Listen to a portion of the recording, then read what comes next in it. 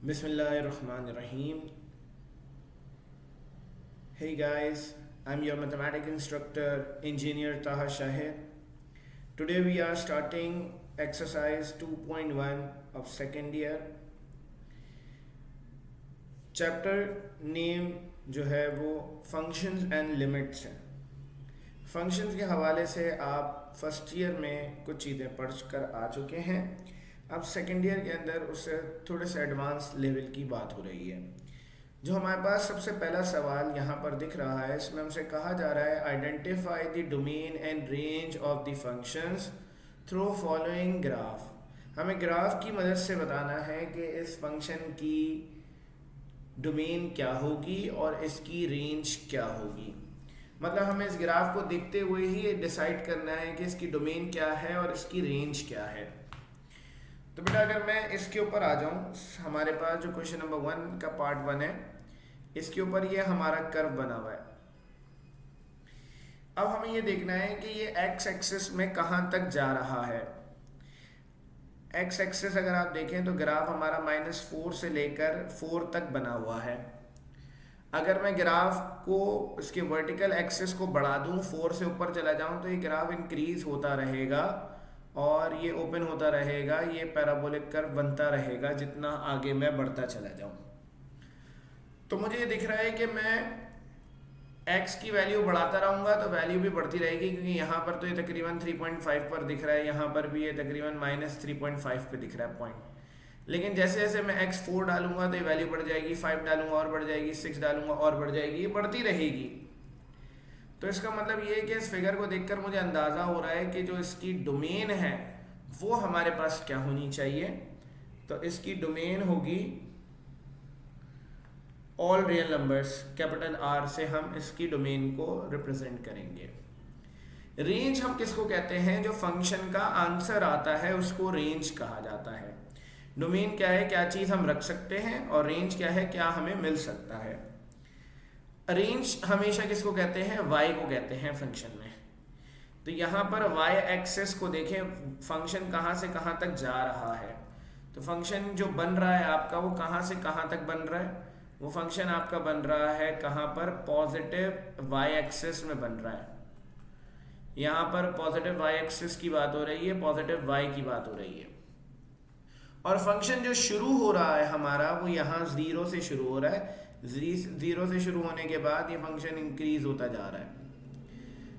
अगर फंक्शन नीचे बन रहा होता तो हम कहते हैं कि भाई नेगेटिव y की तरफ जा रहा है, लेकिन क्योंकि फंक्शन ऊपर बन रहा है तो मैं देखकर ये बता रहा हूँ कि यहाँ पर y की वैल्यू, क्योंकि रेंज y को कहते हैं, y 0 से शुरू है और इंक्रीज होता जा रहा है, तो y is greater than equals to 0. तो हम कहेंगे कि इसकी रेंज क्या है? y is greater than equals to 0. अब इसकी रेंज लिखेंगे कैसे? रेंज बराबर है किसके? y, such that y belongs to real numbers, and का सिंबल है ये, and y is greater than equals to 0.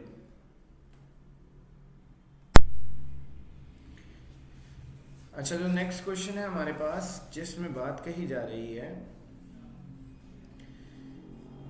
कि हमारे पास जो एक फंक्शन है ये ओरिजिन से पास कर रहा है, और ये जो लाइन बन रही है हमारी ये दोनों तरफ जा रही है. मतलब ये लाइन अगर आप देखें तो ये पॉजिटिव एक्स एक्सिस में भी है, इसमें इसकी नेगेटिव एक्स एक्सिस की तरफ भी इसकी वैल्यूज़ हैं, दोनों तरफ इसकी वैल्यूज़ हमें मिल रही हैं.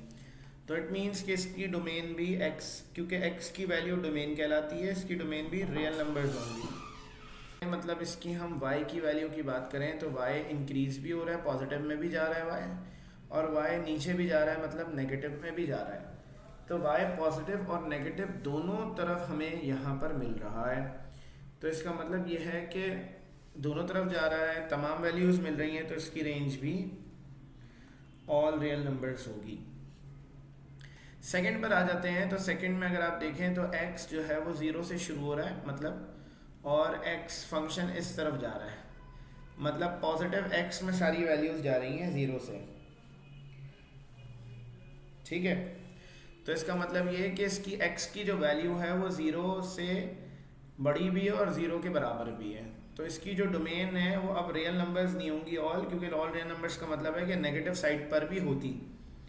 तो हम कहेंगे कि डोमेन है x such that x belongs to real numbers and x is greater than equals to 0। Range की अगर हम बात करें इसकी, तो रेंज हमारे पास क्या जा रही है, ये फंक्शन हमारे पास पॉजिटिव वाई एक्सिस में ही जा रहा है, 0 से शुरू हो रहा है और पॉजिटिव की तरफ है। नीचे अगर बन रहा होता तो नेगेटिव वाई एक्सिस में होता, लेकिन क्योंकि सिर्फ ऊपर बन रहा है तो इसकी रेंज क्या होगी, इसकी रेंज भी यही है कि 0 है और 0 से बढ़ रही है value. y such that y belongs to real numbers and y is greater than equals to 0।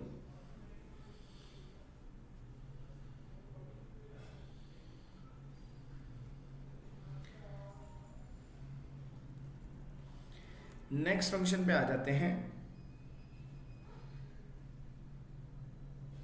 Next जो फंक्शन है हमारे पास, इसकी वैल्यू को अगर हम देखें तो ये 0 पे हमें इसकी वैल्यू नहीं मिल रही, मतलब x एक्सिस जो है वो x की वैल्यू 0 नहीं है, 0 पे हमें कोई वैल्यू नहीं मिल रही, 0 रखा भी नहीं जा रहा। 0 से इस तरफ भी वैल्यूज़ हैं, 0 से इस तरफ भी वैल्यूज़ हैं, मतलब पॉजिटिव में भी है नेगेटिव में भी है, लेकिन 0 नहीं है। तो इसका मतलब कि x यहाँ पर 0 के इक्वल नहीं है, बाकी तमाम वैल्यूज़ के इक्वल है। तो इसका मतलब है कि इसकी जो डोमेन है वो है x such that x belongs to real numbers and x is not equals to 0। Range की अगर हम बात करें तो इसकी रेंज भी अगर आप देखें तो इसकी रेंज मतलब ये y एक्सिस में है, पॉजिटिव साइड पर है, पॉजिटिव y एक्सिस पर है ये, और 0 से शुरू नहीं हो रहा है ये, क्योंकि 0 पे हमें y की कोई वैल्यू नहीं मिल रही, दोनों तरफ मिल रही है लेकिन 0 पे नहीं मिल रही। नीचे होता तो नेगेटिव y पे होता, लेकिन नीचे नहीं है ये, तो पॉजिटिव y की तरफ सिर्फ जा रहा है ये। तो इसका मतलब है कि इसकी रेंज होगी y such that y belongs to real number and y is greater than 0, क्योंकि 0 पे अगर मिल रहा होता तो ग्रेटर देन इक्वल्स टू 0 होता है ये। नेक्स्ट वैल्यू को देखें तो नेक्स्ट में हमारे पास भी ऐसा ही है कि 0 पे कोई भी वैल्यू नहीं मिल रही, ना ऊपर मिल रही है ना नीचे मिल रही है फंक्शन की। तो इसका मतलब है कि यहाँ पर जो डोमेन है वो हमारे पास पॉजिटिव x भी है, नेगेटिव x की तरफ भी है, लेकिन 0 नहीं है, such that x belongs to real numbers and x is not equals to 0। Range की अगर हम बात करें, रेंज हमारे पास क्या है इसकी कि ये वैल्यू पॉजिटिव में भी जा रही है y में और ये नेगेटिव y में भी जा रही है, पॉजिटिव और नेगेटिव दोनों तरफ जा रही हैं वैल्यूज़। तो इसका मतलब है, और 0 नहीं है यहाँ पर भी, तो हमारे पास क्योंकि 0 पे y की कोई वैल्यू नहीं मिल रही तो y इज ग्रेटर देन 0 होगा, सॉरी नॉट इक्वल्स टू 0 हो जाएगा, क्योंकि नेगेटिव में भी हम जा रहे हैं। तो दोनों साइड्स पर हम क्योंकि जा रहे हैं तो इसका मतलब है कि ये 0 पे नहीं है, तो ये इसकी वैल्यू हो जाएगी।